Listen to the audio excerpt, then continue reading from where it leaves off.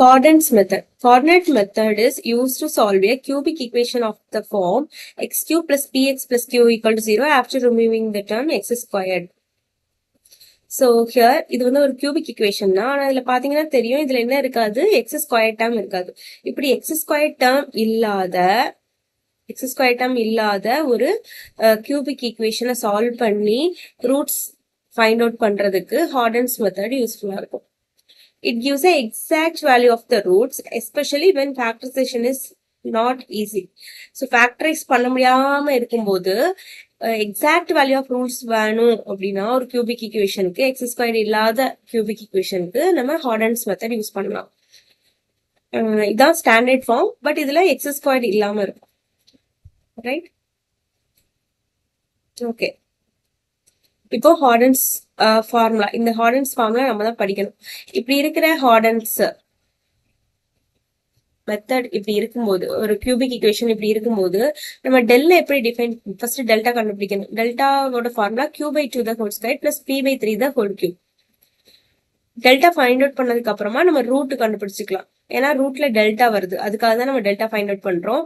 Delta find out பண்ணா y root கண்டுபிடிக்கிறதுக்கான equation cubic, அதாவது ஸ்கொயர் ரூட் கிடையாது, cube root of minus q/2 plus root delta plus cubic root of minus q/2 minus root delta. இங்க plus root delta வரும், இங்க minus root delta வரும். உள்ள என்ன வரும், மைனஸ் q/2 தான் ரெண்டு பக்கமும் வரும். இங்க இந்த ஃபார்முலா மறந்துடக்கூடாது. டெல்டாவுக்கு வந்து q/2 the whole squared and plus b/3 the whole cube. Okay, இது ஃபைண்ட் அவுட் பண்ணதுக்கு அப்புறமா நம்ம வந்து எக்ஸ் ஃபைண்ட் அவுட் பண்ணணும். ஓகே, இந்த ரெண்டு ஃபார்முலாவும் இப்போ வந்து படிச்சுக்கோங்க. எக்ஸாம்பிள்ஸ் பார்க்கும்போது இத பத்தி நான் எக்ஸ்பிளனேஷன் கொடுக்குறேன். ஸோ ஃபர்ஸ்ட் எக்ஸாம்பிள் பார்க்கறதுக்கு முன்னாடி டெல்டாவோட நேச்சர் பார்க்கணும் இல்லையா? ஸோ டெல்டா எப்படி இருக்கோ அதை பொறுத்து நம்ம ரூட்ஸோட நேச்சரை வந்து ஃபைண்ட் அவுட் பண்ணிக்கலாம். டெல்டா கிரேட்டர் 0வா இருந்தா மொத்தம் இங்க கியூபிக் ஈக்குவேஷன் நம்ம பார்த்துட்டு இருக்கோம், அதனால கண்டிப்பா 3 ரூட்ஸ் இருக்கணும். அதுல டெல்டா கிரேட்டர் 0வா இருக்கும்போது ஒரு ரூட் ரியலா இருக்கும், 2 ரூட் இமேஜினரியா இருக்கும். டெல்டா 0வா இருக்கும்போது எல்லா ரூட்டுமே ரியலா தான் இருக்கும், ஆனா அதுல அட்லீஸ்ட் 2 ரூட்டாவது ஈக்குவலா இருக்கும். டெல்டா லெஸ் தென் 0வா இருந்தா எல்லாமே ரியல் ரூட்ஸ் தான் கிடைக்கும் அண்ட் அன்ஈக்குவல் ரூட்ஸா இருக்கும். இதுதான் nature of roots. So Cardan மெத்தடை யூஸ் பண்ணி நம்ம என்ன பண்ணிக்கலாம், நேச்சர் ஆஃப் ரூட்ஸும் ஃபைண்ட் அவுட் பண்ணிக்கலாம். இப்போ ஃபர்ஸ்ட் எக்ஸாம்பிள் பார்ப்போம். Solve using Cardan's method. ஒரு கியூபிக் ஈக்குவேஷன் கொடுத்துருக்காங்க. நம்ம ஜஸ்ட் இங்க ஹார்டன்ஸ் மெத்தட் கொடுக்காட்டாலுமே நம்ம ஹார்டன் மெத்தட் யூஸ் பண்ணலாம். ஏன்னா இங்க இது வந்து கியூபிக் ஈக்குவேஷன் கொடுத்துருக்கிறது, கியூபிக் ஈக்குவேஷன் அண்ட் அதுல என்ன இல்லை, எக்ஸ் ஸ்கொயர் டேர்ம் இல்லாம இருக்கு. எக்ஸ் ஸ்கொயர் டேர்ம் இல்லாம தான் நம்ம ஹார்டன்ஸ் மெத்தட் யூஸ் பண்ணலாம்.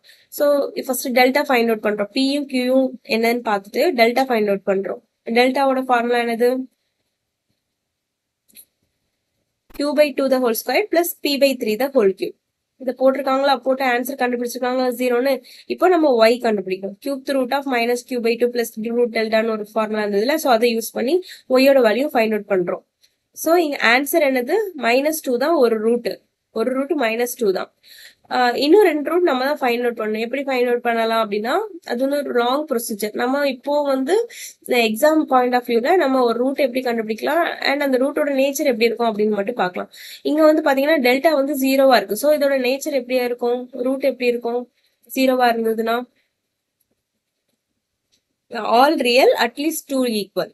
ஸோ கிடைக்கிற எல்லா ரூட்ஸுமே ரியல் ரூட்ஸ் தான் அண்ட் அட்லீஸ்ட் 2 ஈக்குவலா இருக்கும். ஸோ நேச்சர் நம்ம ஃபைண்ட் அவுட் பண்ணியாச்சு, இதுல ஒன் ஆஃப் த ரூட்ஸும் ஃபைண்ட் அவுட் பண்ணியாச்சு. இதுக்கப்புறம் இன்னும் 2 ரூட்ஸ் கண்டுபிடிக்கிறது ப்ரொசீஜர் இருக்கு.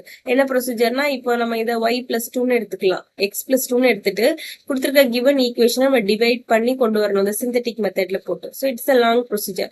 நம்ம இப்போ எக்ஸாம் பாயிண்ட் ஆஃப் வியூல ஹார்டன் மெத்தட் யூஸ் பண்ணி ஒரு ரூட் கண்டுபிடிச்சு அந்த ரூட்ஸ் வந்து என்ன ஃபார்மேட்ல இருக்கும், நேச்சர்ல இருக்கும் அப்படின்றது மட்டும் தெரிஞ்சுக்கலாம். இப்போ செகண்ட் எக்ஸாம்பிள், x³ -15x -4 = 0. இதுல பியும் கியூவும் ஃபைண்ட் அவுட் பண்ணுங்க அண்ட் தென் டெல்டா பார்க்கணும். டெல்டாவை வச்சு நம்ம நேச்சர் டிசைட் பண்ணிக்கலாம். -121 வருது. So this is less than 0. Less than 0வா இருந்தா நம்ம என்ன பார்த்தோம், 3மே ரியல் ரூட்ஸ் தான், ஆனா டிஸ்டிங் ரூட்ஸ், ரெண்டுமே எல்லாமே அன்ஈக்குவலா இருக்கு. அதுதான் வந்து நேச்சர் ஆஃப் ரூட்ஸ். அண்ட் இப்போ தேர்ட் எக்ஸாம்பிள் பார்க்க, செகண்ட் எக்ஸாம்பிள் நேச்சர் மட்டும் தான் கேட்டிருக்காங்க. So no worries. அண்ட் இப்போ தேர்ட் எக்ஸாம்பிள்ஸ்ல ஒரு cubic equation x square term இல்லாம கொடுத்துருக்காங்க. இப்போ இதுல பி கியூ பார்த்துட்டு டெல்டா ஒய் எல்லாம் கண்டுபிடிச்சாச்சு. கண்டுபிடிச்சிங்கன்னா டெல்டா வந்து பிளஸ் கிரேட்டர் 0 வருது இல்லையா, 108 கிரேட்டர் 0 இருந்தால் நம்ம என்ன பார்த்தோம், ஒரு ரியல் ரூட் இருக்குன்னு பார்த்தோம். அண்ட் ஒரு ரியல் ரூட் இருக்கும், 2 இமேஜினரி ரூட் இருக்கும்னு பார்த்தோம். ஸோ இங்கே நம்ம டெல்டா வச்சு என்ன பண்ணிட்டோம், ரூட்டை வந்து நேச்சர் பார்த்தாச்சு.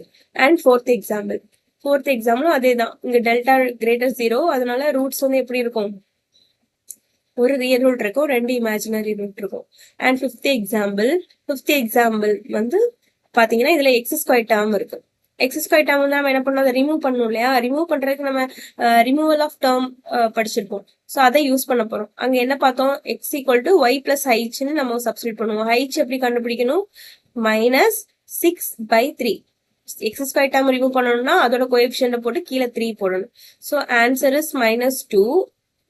எக்ஸ் ஹெச்சுக்கு -2 கிடைக்குது. அப்ப எக்ஸ் ஈக்குவல் டு ஒய் -2ன்னு சப்ஸ்டியூஷன் கொடுக்கலாமா. கொடுத்தீங்கன்னா உங்களுக்கு இந்த ஈக்குவேஷன் இப்படி சேஞ்ச் ஆயிரும். ரிமூவ் பண்ணியாச்சு. இப்போ ஒய் ஸ்கொயர் டேர்மே இல்லாத மாதிரி, எக்ஸ் ஸ்கொயர் டேர்ம் இல்லாத மாதிரி நம்ம ரிமூவ் பண்ணிட்டோம். அதுக்கப்புறம் நம்ம என்ன பண்ணணும், இங்க நான் ஷார்ட்டா கொடுத்துருக்கேன். அதுக்கப்புறம் நம்ம டெல்டா ஃபைண்ட் அவுட் பண்ணோம். யூஷுவல் டெல்டா ஃபைண்ட் அவுட் பண்ணிட்டு அதோட அந்த டெல்டாவுக்கு என்ன கிடைச்சிருக்கு அப்படின்றத வச்சு நம்ம நேச்சரை வந்து டிசைட் பண்ணிடலாம். இப்போ 6th எக்ஸாம்பிள் பாருங்க. This is not example, it is a question. Corners method is applicable to எதுக்கு applicable-ஆ இருக்கும், இது cubic equation-க்கு தான் கண்டுபிடிக்கிறதுக்கு தான் இந்த Horden's method வந்து யூஸ்ஃபுல்லா இருக்கும். And next one is find nature of roots. So this is also very simple. And 8th one is if delta equal to 0 in Horden's method, then roots எப்படி இருக்கும், 0 வந்தா எல்லாமே ரியலா இருக்கும். அட்லீஸ்ட் 2 ரூட்ஸ் வந்து ஈக்குவலா இருக்கும். 9th எக்ஸாம்பிளும் சேம் தான், ஈஸி தான். டெல்டா வந்து லெஸ் தென் 0ன்னு கிடைக்குது, நெகட்டிவ்ல கிடைச்சா நமக்கு 3 ரியல் ரூட்ஸ் கிடைக்கும், 3மே அன்ஈக்குவலா இருக்கும். And 10th example is main purpose of Horden's method is to find the exact value of cubic equation. இது ரொம்ப important, exact value of cubic equation. Okay, டெஸ்கார்ட்ல நம்ம என்ன பார்ப்போம், மேக்ஸிமம் நெகட்டிவ் பாசிட்டிவ் ரூட்ஸ் பார்த்துருப்போம். நெக்ஸ்ட் பார்த்தா ஹார்னர்ஸ் மெத்தட்ல approximate real roots பார்த்துருப்போம். பட் இங்கே Horden's மெத்தட்ல exact solution of cubic equation. And 11th one is who introduce this method அப்படின்னா ஹார்டனோ அப்படின்றவர் கண்டுபிடிச்சதுனால தான் இதை வந்து Horden's மெத்தட்னு சொல்றோம். தேங்க்யூ.